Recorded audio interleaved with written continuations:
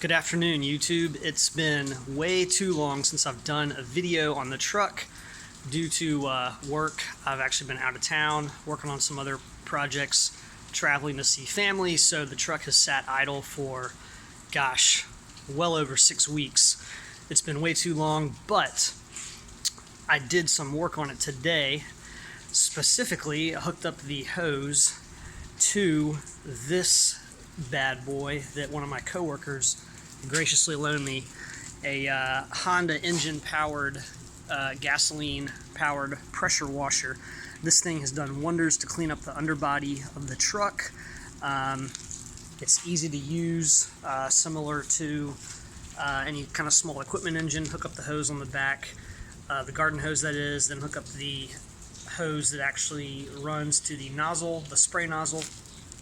And there are a few different attachments, or I should say nozzle types on the front.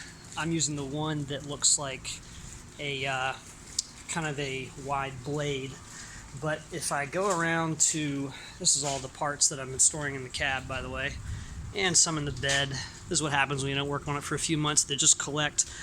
I did paint a few of the bolts though and put them in a bottle with the purple power and clean them up, and they turned out okay, so just put them in there and shake them up.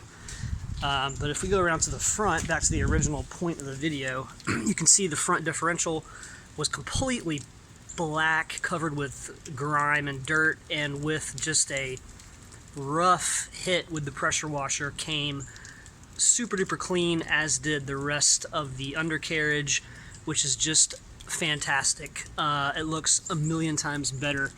Of course, I think with a vehicle this age, you want to be careful not to hit any kind of seals with that kind of pressure. I'd be afraid it would burst right through. But that is the current status of the truck. So now that it's all pressure washed and cleaned off, particularly under here where the front differential, transmission, and the oil panel kind of converge, I wanted to get the oil pan off because I did buy gaskets to replace the oil pan gasket and the valve covered gasket, hence I've got that covered up. So now that it's all clean, I feel much better at taking it off, replace the gaskets, and begin the reverse of everything I've done, which is put it back together and try to run it.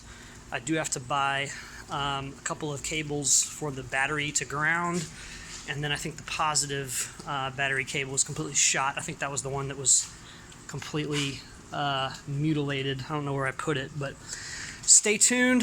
I keep thinking more things I've done. There was a bunch of stickers on the back window. I scraped them all off except for the Citadel 89. I think that's pretty sweet, so I'll keep that there for nostalgia. And that is it.